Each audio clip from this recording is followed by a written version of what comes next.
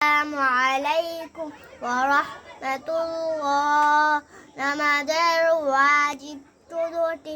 সূরা ফাতিহা পুরা পড়া, সূরা ফাতিহার সঙ্গে সূরা মিলানো, রুকু সিজদায় দেরি করা, রুকুতে সোজা হয়ে খাড়া হওয়া, দুই সিজদার মাঝখানে সোজা হয়ে বসা, প্রথম বৈঠক দুনো বৈঠকে আত্তাহিয়াতু পড়া, ইমামের জন্য কেরাত আস্তে অথবা জোরে পড়া, ফিতরের নামাজে দুআই কুনুত পড়া, দুই ঈদের নামাজে ৬ তাকবীর বলা, ফরজ নামাজে প্রথম ২ রাকাতকে কেরাতের জন্য নির্ধারিত করা, প্রত্যেক রাকাতে ফরজগুলি তারতিব ঠিক রাখা, প্রত্যেক রাকাতে ওয়াজিবগুলি তারতিব ঠিক রাখা।